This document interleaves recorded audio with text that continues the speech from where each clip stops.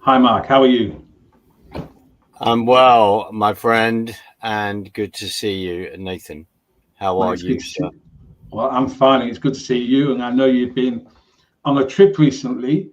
You've been to Israel for the Christian Media Summit, and I think after we've had a discussion about that, but I think we need to focus this dialogue on that. So let's have a dialogue. Let's have a dialogue, my friend.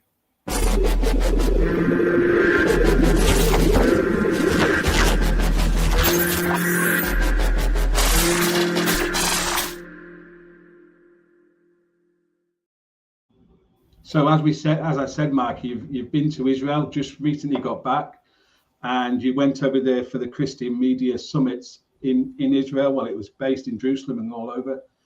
Can you just tell us a bit about it and what it was for? And then we can go on to some of the locations you visited. Yeah, thank you, Nathan. It was a real privilege to go. So it's the 7th Christian Media Summit. The last one, I believe, was 2 years ago. It's had a disruption. The disruption was the attack on Israel on the 7th of October 2023 by Hamas. So with the 2 years of the war. It's sponsored by the Govt Press Office of Israel. And my dear friend John Haller was on the trip and wonderfully well behaved, which is great. So there's a shout out to John. It was great to spend a week with him. It was good fun, and everyone else. So there was 34 countries, I believe, were represented. And I then applied to go, and I then got accepted, which is fantastic, a real privilege. They then go through, you know, if you say I'm on Facebook, I'm trying to do this, trying to do that, speak up, give examples in regard to advocating for Israel. And then they will look at that, and then, yes, please come in. We've booked you in, which was amazing. So there were 3 coach loads of people on this trip. It was quite considerable. And as you can imagine, when you've got 3 coach loads, there's a lot of organization to do. It's a lot of work. So I was out there 5-6 days. No. So Nathan, let's take it in whatever direction you want. There is a lot to say, and I just want to say this: since being back a few days ago, it's been a relentless. Do a radio show, go on NewsX, make some comments, record another show with other friends, and then recording our own show. So it's a real privilege to do this, and I'm taking the role, understandably, very serious. I think it's very important at this time that Israel continues to network and continues to kind of confront the bias within the media. And I know in our conversation, you aptly said that Israel is fighting an 8-front war, and the 8th one is the media. And most people acknowledge that, and Israel is way behind on the propaganda war, because there's a lot of propaganda out there. And just before we look at your trip, we know closer to home, the BBC, in relation to their bias. Yeah. And I know that you was on a news station today talking about that. Do you just want to just cover that briefly in a few minutes, and then we can go on to the trip?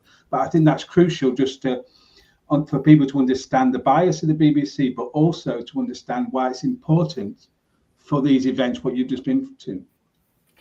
No, thank you. Well, the Director General of the BBC, Tim Davie, has resigned. The head of news, the surname of that lady is Turnus, has resigned.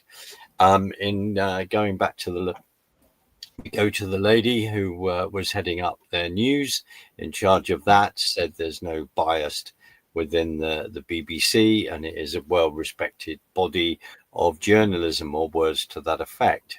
You and I would sit back like other dear friends of ours and go, we don't agree with you.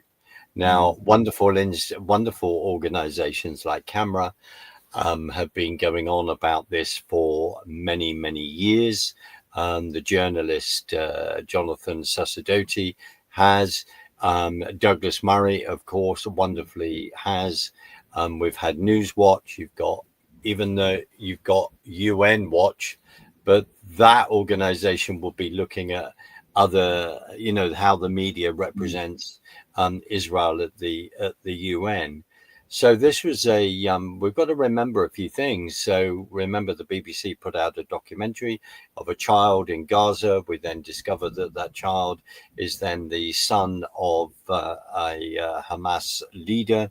If we use the term, whether we can call it governance, I don't think so, is another word, even though they were then elected in Gaza in 2007 after the Israelis withdrew in 2005.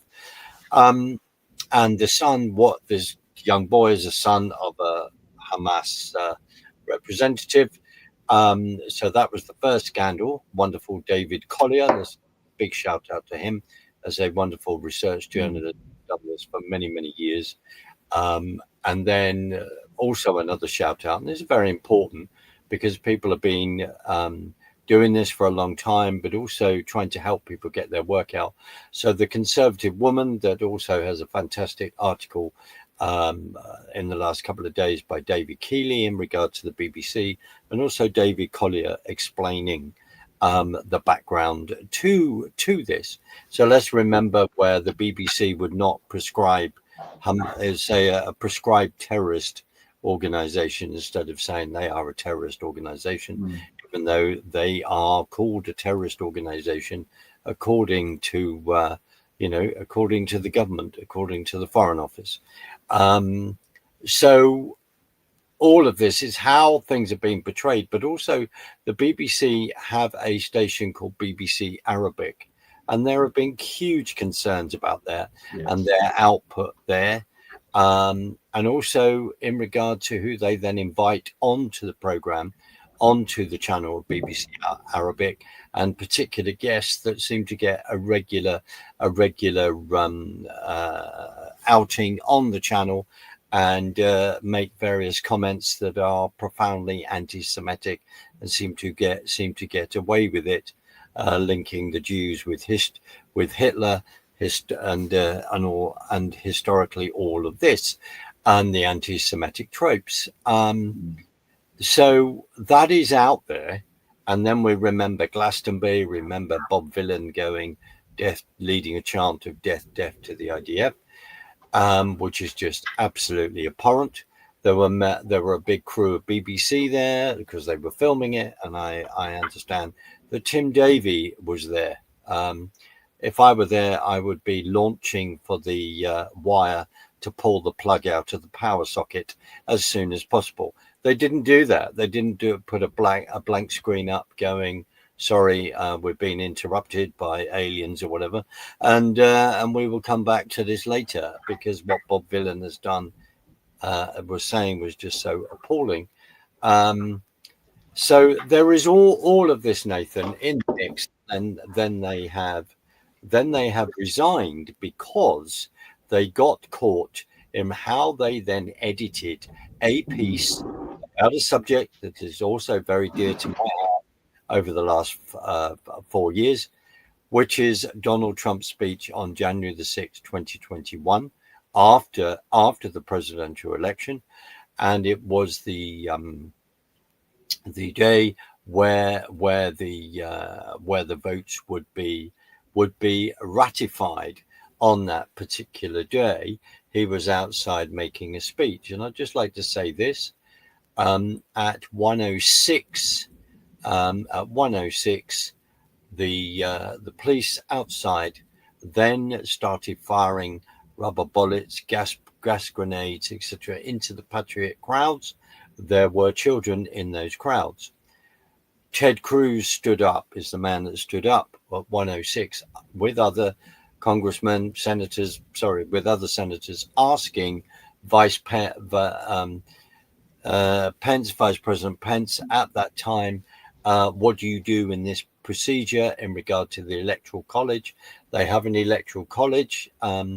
each state has a number of votes because some states are far bigger than others. And what you would then have had is that if you didn't have the electoral college, you would have had New York, Washington and Los Angeles deciding who was going to be president infinitum. And you can see how that would have gone politically.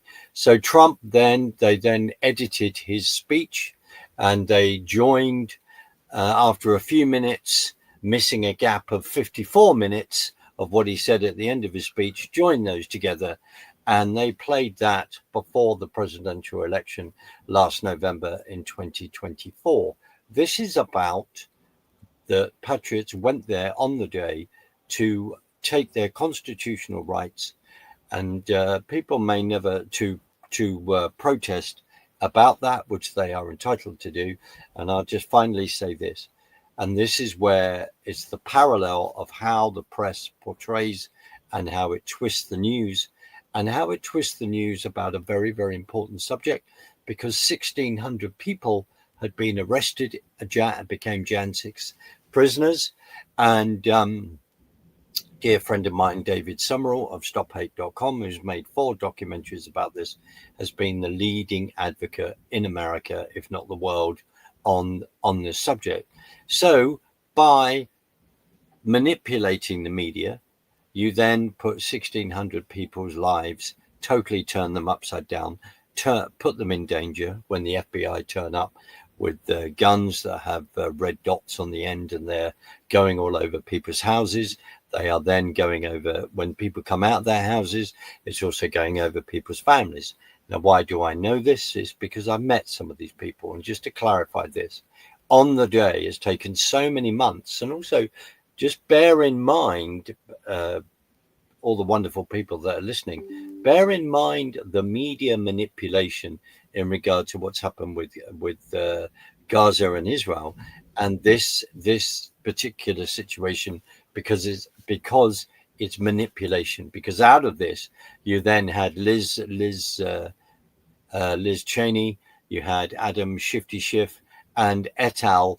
Then holding court, and in the end, President Trump, they were taking him to court every other week, and this is how it was manipulated.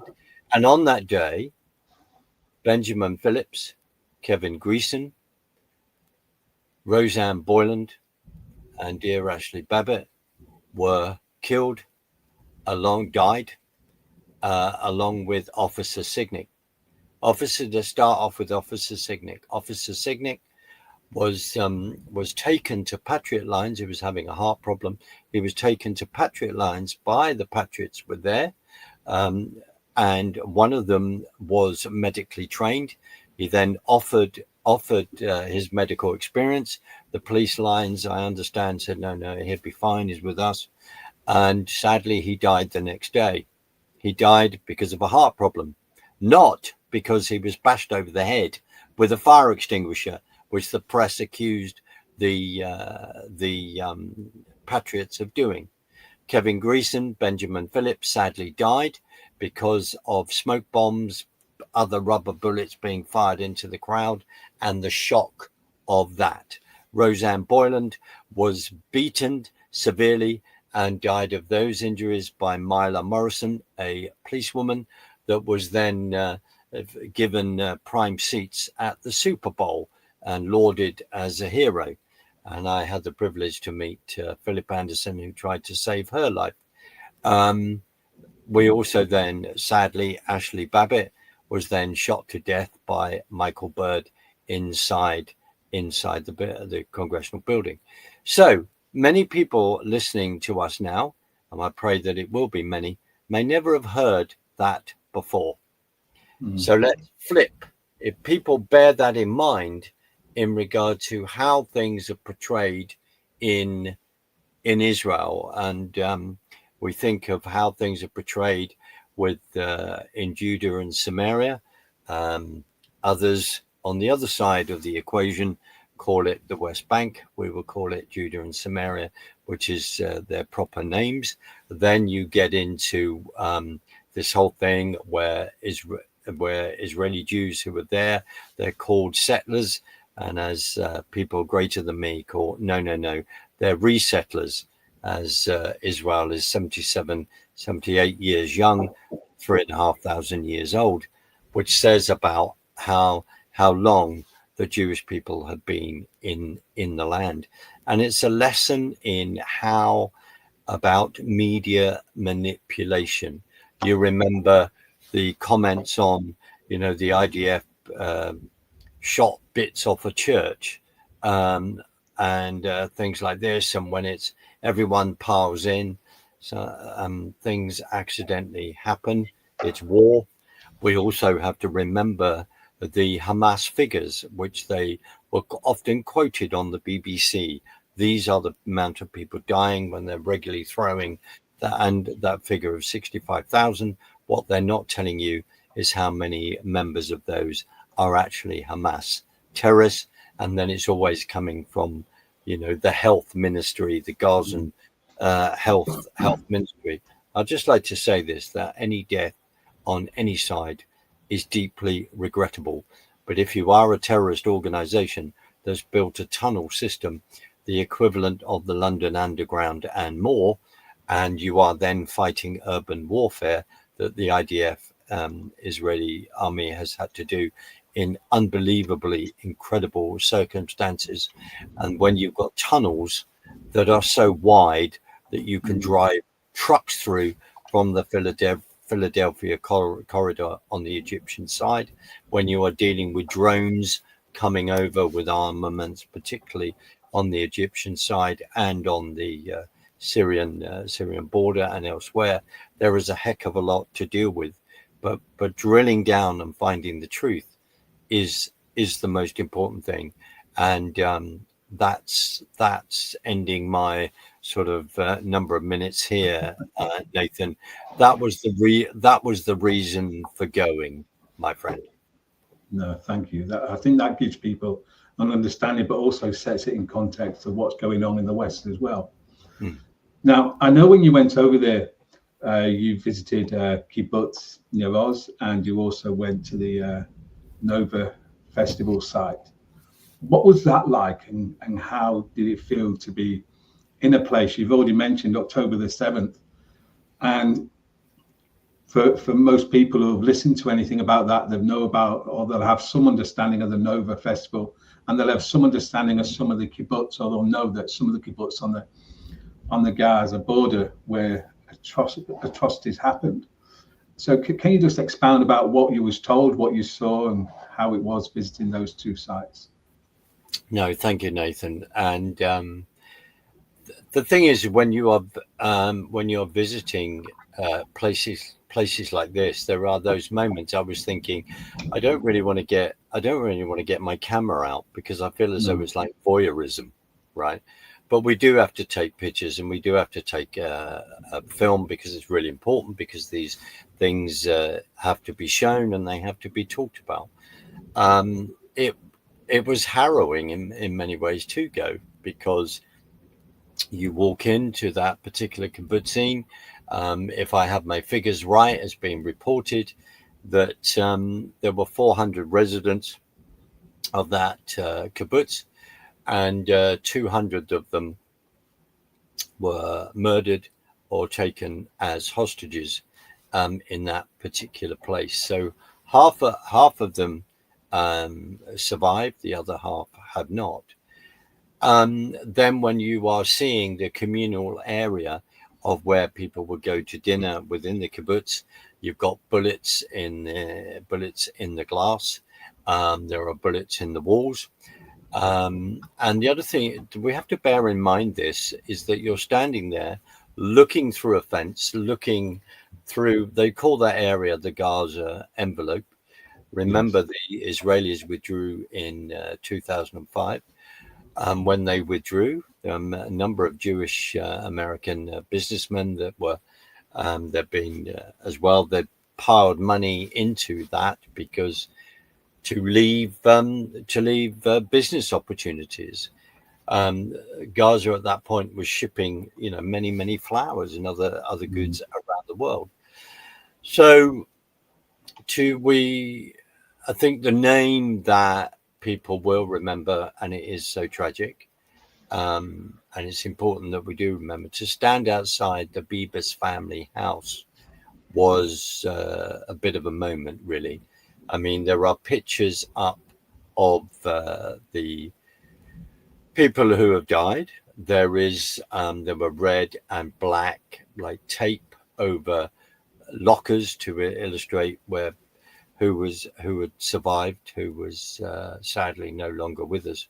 But to stand outside the Bibas family home and to think of, with the picture, the awful picture of the mother, Sherry, who held Ariel and Kaveh in her arms, and Ariel then was 4. The younger child, Kaveh, was 9 months, and he was still on the bottle. And Ariel was a huge Batman fan, is being talked about, press, reported on. And a dear young man has just run in the New York Marathon, dressed up as Batman, but the insignia in orange or red, as they, to indicate their red hair, but as a tribute to them and to keep that family in people's memory. They were all taken hostage, and the father, Yarden, was later released. And the tragedy unfolded because his wife and the 2 children were murdered. And you remember, and the Israelis have just been through this again, which is part of the, I try not to do air quotes too cynically, but part of the ceasefire, part of this peace plan, was that all the 20 hostages that were alive that have been outstanding would then be returned. That has happened, but also the bodies of IDF soldiers that have fallen, and also the hostages that have fallen, that were kidnapped and taken, that those bodies will be returned. And in Sherry's case, there was that awful situation when everyone thought they were getting her body back, and Hamas put another body in the bag. And the reason why I'm saying that is because also the psychological games and the trauma that the Israeli citizens have had to put up with is off the charts. And when you are then you're just bearing that in mind. But the other thing, Nathan, that's really important to say is, and it's been well reported on, is that in the kibbutzim, in that area, the Palestinians from Gaza would then come over and work in the kibbutzim side by side with the Israelis for a long period of time. But they were then gathering intel of who was living where. Did they have a dog? Where were they armed? How many? What was the distance between the fence and houses and all this? I mean, you have a military background. You will understand what, if you were doing an operation, you would want to know as much intel as possible. And that is what went on. And the other thing to remember, and again, it's been reported on, because you and I, and like many others, have been watching the news on this subject for a long time. It was my second visit to Israel this year. I had the privilege to go with you in May and a few other friends of ours. So to go to then have the opportunity to visit the particular places that we went to is profoundly important. To then meet people that were fighting and defending others within the kibbutzim was very particular. But just one gentleman was very powerful. And I'll never forget a conversation. I hope to be in touch with him. I'll never forget a conversation when he said to me, where are you from? I said, from the UK. And he goes, the UK? And I said, yes, we're not all nutters and stupid. And many of us actually stand with you. Because it's how it's represented. And Israel feels isolated by the world. We see the propaganda machine, Nathan, that the the Qatar has invested in over the last 30 years. Other people greater than me have commented on this. You and I will be doing, God willing, we get some guests on to discuss this. So bearing in mind, just a reminder of the links between people that were living in Gaza, we had the Hamas terrorists coming over, but you also then have people that would call themselves citizens then of Gaza, if I can use the term, that would not be sort of dressed in green army uniforms and having a bandana of Hamas around their head, but they came over. And there was a discussion that's been said that they actually committed in places worse atrocities than the actual Hamas terrorists did. So they were killing. We remember the awful things that they did, where we won't go into certain details. We will, when a baby is thrown into an oven, when children are murdered in front of their parents, or their partners are murdered in front of them, people are tied up back to back. I know that you've read quite a bit about that. I have seen certain footage that in many ways I wish I could get out of my mind, but we can't. This is what we're dealing with when people's body parts are being removed in ways that are just indescribable. And it is just on that, Mark, I read one account, in fact I've read a few, where one gentleman, his job was to go and remove the dead bodies, let's say, and a lot of his volunteers, they're now having trauma counseling because of the atrocities they saw. Yeah. And one of them went to speak to a friend's father who was a Holocaust survivor. And when he told him the stuff he'd seen, the gentleman actually said, that is far worse than what we endured in some respect. Now, they're different accounts, you see.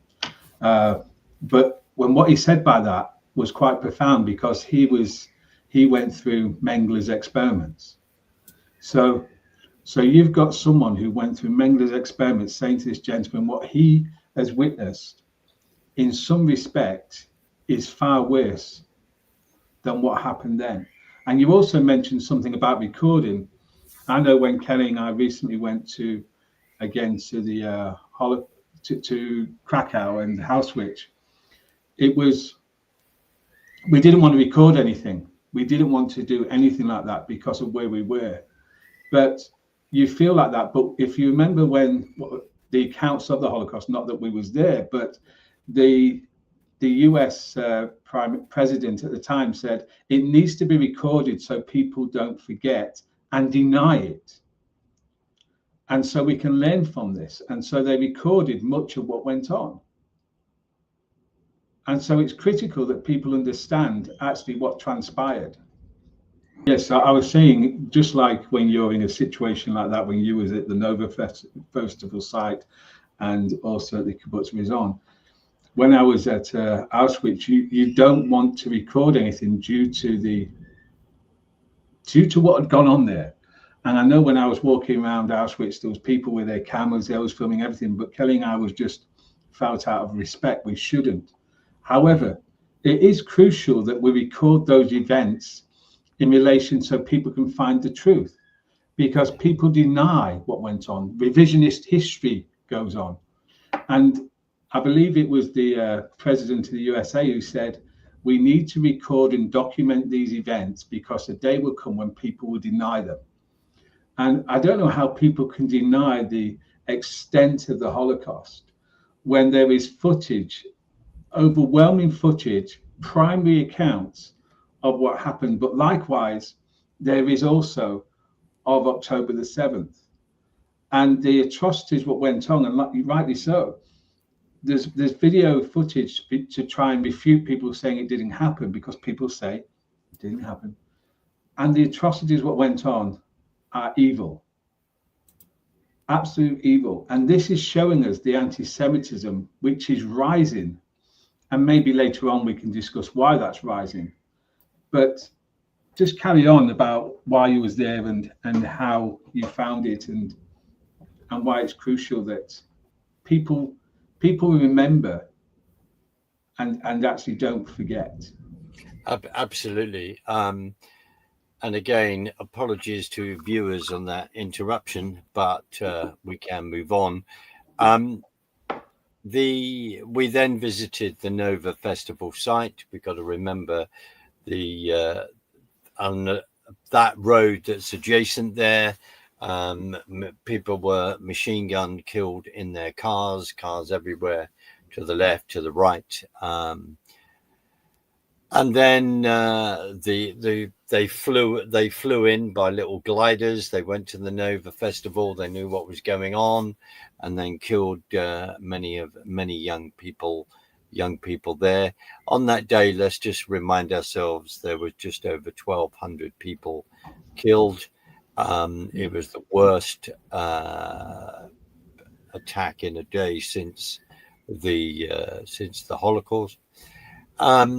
And the memorial at the Nova Festival is very moving, because there are pictures of all these young Israeli men, young women there. And we were given a talk by one of the survivors, and you're right, it's taken its toll.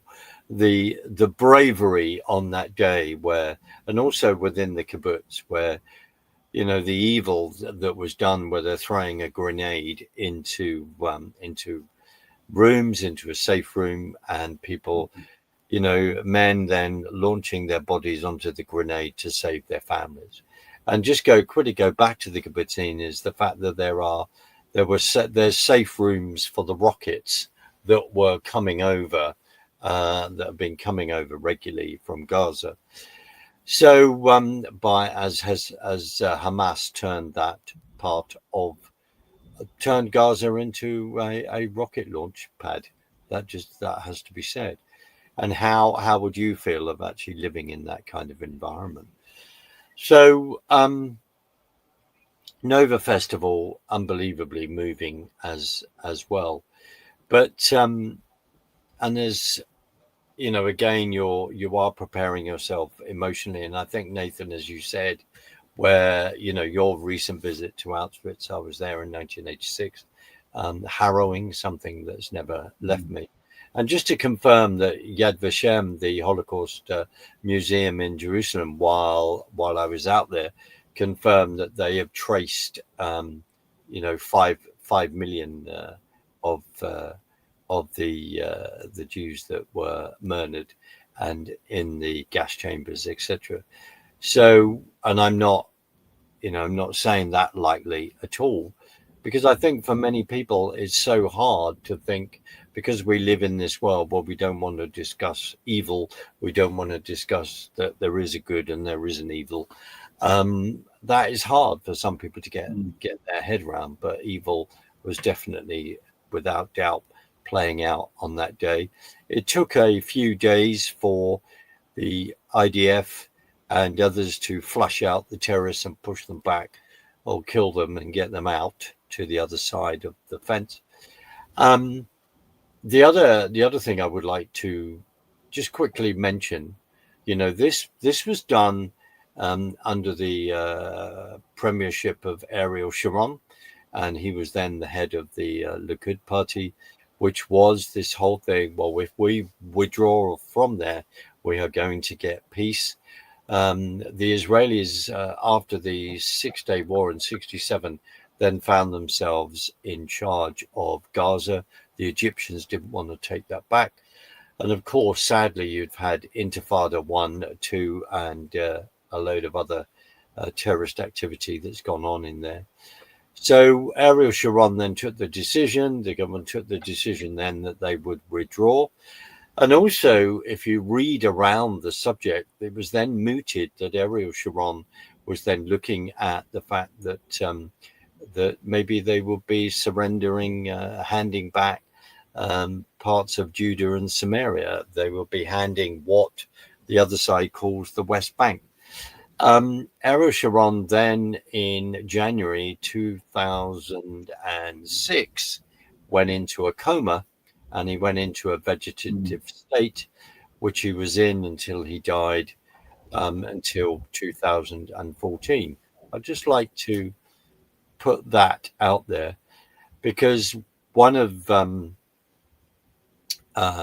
so moving on as well then, Nathan, the other trip up north, so we've been down south. There were many in the evenings. There were meetings, people addressing us from government officials, and also during one day, then meeting, having an address by the deputy foreign minister, and also meeting other people on the ground, people that advocate for Israel, whether there's people like the Israel Guys show and others, and Rosenberg, based there with the regular show that comes out of there, talking about what's happening in Israel.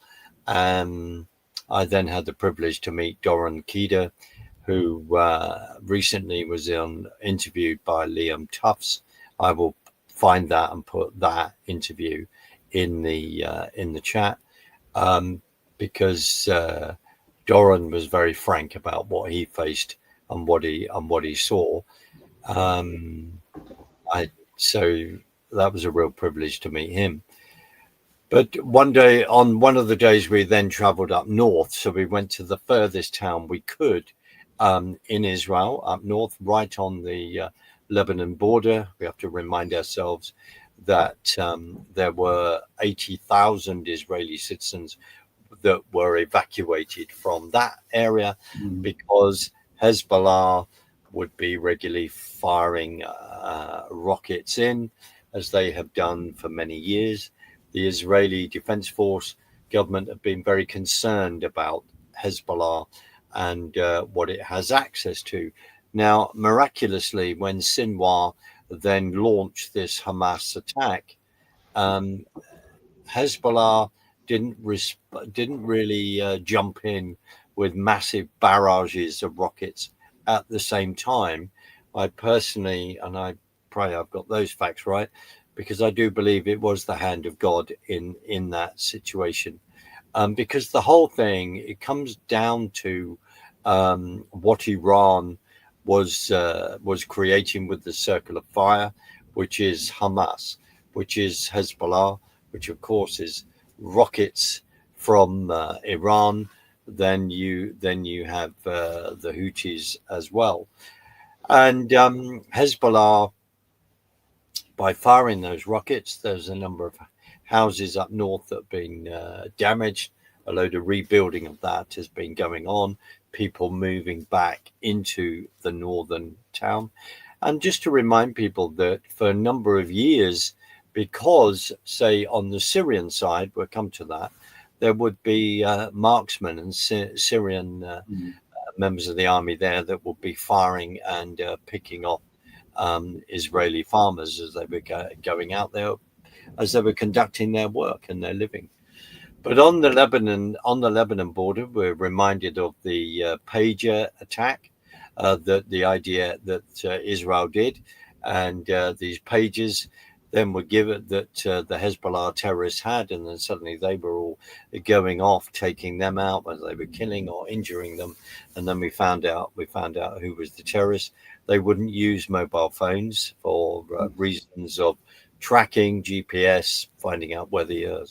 And as we know, that Mossad, the IDF, Shin Bet, what they can do, I think no other people can really do. So, and that also, we've got to remember that there's been this 12-day war where they had complete air superiority over Iran, and then the Americans came in with those huge stealth fighters and bombed nuclear facilities in Iran. And on that point, you had Israelis, Mossad, defense inside Iran, launching drone attacks from inside, many miles inside Iran. And of course, we've got to remember that they have taken out a number of the Revolutionary Guard and generals and leaders.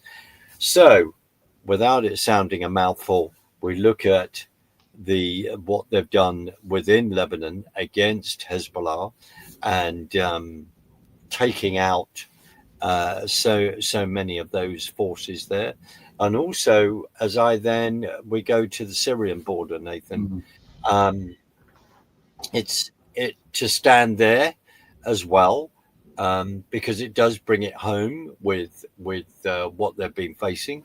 I had the privilege on our trip in May to sit down with someone who was involved with the Lebanon War in 1982. That is, to be in a war situation mainly is well beyond my experience. Not seeing bullet holes elsewhere is something I have seen, and people dead in the street. So when you're sitting down with people and you know that so many people as Israeli citizens have served in the IDF and then in the reserves, because of the war, people have served 700 days, maybe full, part-time. Everyone is every man and woman to the pumps. And what is a real credit to the young people that have been fighting like lions over the last 2 years is that people that are older than them in their generations have acknowledged their bravery and just been pleasantly pleased and celebrating how hard they have fought. Because this whole thing of that we view young people as totally woke, they don't want to get involved in any of that. Remember that they had 150%, I think, call up after the awful things of October the 7th, 2023. People were flying in all over the place from around the world. So I'll just quickly finish with the Syrian border to stand there in 1970. In 1973, there'd been a huge tank battle historically. That is now taught at West Point, and that was at the beginning to be a close shave with the Syrians, and there were many. I think I've read, especially with people like Lance Lambert, many miracles that happened on that day. They were defeated and clearly and pushed back. Golda Meir was the prime minister at that time. We, as Britain, didn't exactly come out with flying colours, as I believe within the Ted Heath government, going, we don't really want to give spare parts to the Israelis in regard to tanks, etc. So maybe that's the reason why we went into the European Union, Nathan, and we were captured, which is a subject for another day. So to stand there and to remind ourselves of what then the fact that the Syrian Assad fell, Gilani, this ISIS Al Qaeda terrorist till recently with a bounty on his head of $10 million, who's just found himself in the White House greeting President Trump. President Trump described, I like him, I get on very well with him, he's in a tough neighborhood. I've got some huge issues with that, Nathan, I have to say. Yes. Just quick, and also I want to say this, that when we were there on the Syrian border, in that area, Druze community, there's also a Druze community in Syria. There was an awful event over a year ago where a Hezbollah rocket went into a football field equivalent, where young children were playing football, etc., and 12 children were killed from this rocket. In the evening there, I need to come back to that, but we then had an internet connection with someone in Sweden, which is 45 miles from the Syrian border, of the Druze community, and the Syrian government, then all these factions. I mean, it's not. You can confirm that Jelani is not in charge of I think Al Shira, or how he pronounces is what he calls himself, or a terrorist in a suit. That there was attack on Christians, genocide of Christians there, attack on the Druze. We've seen some of the footage. Some of the things they've done are beyond disgusting, and murdering that community. And as I said, Israel went in and bombed certain parts of that area, including attack on Damascus, because of the Druze community within Israel, and also that community lobbying for that. So the Israeli government did that. The Syrian leader is, you could say, what is he in charge of? 50% of his country. So it is it's a situation that is ebbing and flowing. And of course, then in that evening, we then went into a little theatre, and a mother of one of the children who sadly was murdered, the daughter, she came to speak. Her husband was in the room at the same time. Words, what can I say? Awful tragedy. And when Israel has been accused of committing genocide in Gaza, which it has not, let's remind of the events that have been happening in Nigeria, that have been happening in the Sudan, and people killed for their faith there.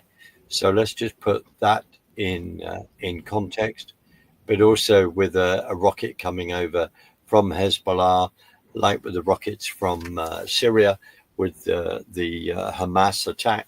It's about killing Jews. It's about wiping Jews off the face of the earth. That is what this is all about. I think in April 2024 there was that awful rocket attack from Iran when they launched so many rockets. So, Nathan, I do apologize in the fact that No.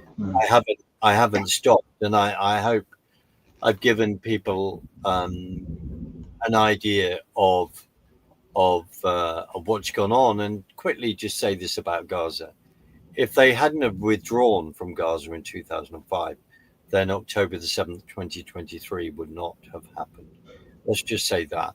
It's very uncomfortable, maybe for some people to accept that. But that was said with private conversations I'd had. But the other thing is also from the front in various meetings with other people, people were calling out quite rightly Tucker Carlson, as we call him, Candace Owen, the recent interview that Tucker Carlson did with Nick Fuentes, and calling them out for doing that, and the anti-Israel and at times the obviously anti-Israel, anti-Semitic comments that they were coming out with. So people were calling that out. There is also, I need to say this because it would be dishonest if I didn't. Praise God, the 20 hostages who were alive, the rest of them have been released. We need all the bodies back. But this has been negotiated by Witkoff, by Kushner. They do have links with Qatar, business-wise. That is something that has to be borne in mind, in my own humble opinion. Why wasn't Secretary Rubio negotiating this? And as a reminder, just to remind people that the leaders of Hamas have were living high on the hog in Qatar. Very wealthy men. Remember that the money that's been given by the EU, America, by the UK as part of the EU, and others, many countries around the world, these people have become very rich on it, Nathan. Yes. And the other thing to say, as a dear friend of mine, Matthew Anthony Harper, Dr. Matthew Anthony Harper, who regularly tries to get into the White House press pack, who represents and speaks up on Israel's behalf, who raised the concern about the funding of UNRWA in 2017 in the first Trump presidency, and who is raising that again. And UNRWA, the United Nations relief agency, that seems to have a difficulty in keeping its wires from its computers and other rooms out of Hamas tunnels, as we've all found that when Israel has been accused of bombing hospitals. No, the fact that Hamas hides behind them. I will stop there, Nathan, and I'm saying those things to remind people of what has been going on, what the IDF has been dealing with. And just quickly, you and I remember soon after the October the 7th, when Israel, and this again is another industry sort of illustration of propaganda, of how they were then accused of bombing a hospital. They didn't. It was a misfire from a Hamas rocket that went into a car park. And what was fascinating was how quick the Gaza Health Ministry then reported, 300 people dead, etc. No, and that it was a Hamas rocket. And then can we have the apology far later for that and that accusation? Nathan, we've got about 4 minutes. I'll leave it to you. But thank you, Matt. I think it's very crucial that people understand what you did while you was over there, but also what you've just given your summary of that is crucial. And I just want to end on one key point, and that is the rising anti-Semitism and the rising, really, hatred of truth and the things of God is something people watching really need to look at, especially within the prophetic time clock, which is ticking. And people often, due to their disconnect and their biblical illiteracy, fail to see the times we're living in.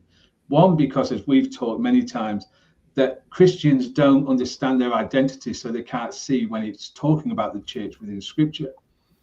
So in relation to anti-Semitism, we're seeing it in our nation, we're seeing it in the West. We saw it when the Maccabi football team couldn't have supporters in Birmingham because there was frightened in the UK that they couldn't keep the supporters safe due to the Islamists. We're seeing this constantly in our nation. We're seeing it constantly in the West. And what people need to understand about this is this. This is Bible prophecy. Revelation 12 talks clearly about that anti-Semitism will rise, and people won't see it because it's talking in prophetic language, but we'll talk about this another time. And also in Matthew 24 talks about this in the Olivet Discourse. People need to understand, if Jewish people are listening to this, they need to really contemplate making Aliyah, because actually Israel is going to be the only safe place for a short time. And for Christians watching this, they need to really understand that persecution is coming. Christian nationalism won't save you. Politicians won't save you.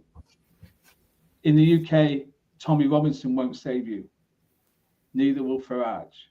The only thing which is going to save people in these days is giving their lives to Jesus and accepting him as your Lord and Savior and surrendering your life to God. Because we are living in prophetic times. And everything you've just been talking about really identifies that. Because what happened on October the 7th was an unleashing of the Antichrist spirit. And we see that within Islam. The Antichrist spirit, according to Scripture, is those who deny the Son, those who come against the things of God. And so we see that within Islam. They declare every day that there is only one God and he has no son. Well, actually, there is only one God, yes, but he has a son. His name is Jesus, Yeshua, and he died for our sin so that we don't have to. We don't have to go to the lake of fire. And so we know that in the days coming, there's going to be an Antichrist who comes. And just finally, on the other point you mentioned, which is trauma, the trauma which is being experienced in Israel is unprecedented in any other nation. They've had this for centuries. but it's really intensified back in the land. And one thing that will do is, when the Antichrist comes and he seeks to bring a peace, because of the extent of the trauma, they will embrace him. And that's for many evangelicals don't like to talk about, that Jewish people initially will accept the Antichrist. Jesus himself said, I come in the name of the Father, but the one who comes in his own name, you will accept. Yeah. And they will, because the Antichrist will rule and reign from Israel, from Jerusalem. Nathan, So, that is a really good point. Sorry to stop on, because I'm about to run out of time, but I just want to thank you for everyone listening. Please, when you see this, please share, please get in touch with us, please write comments, so we can grow this. But thank you, my friend. I'm just going to play us out. Thank you. Take care.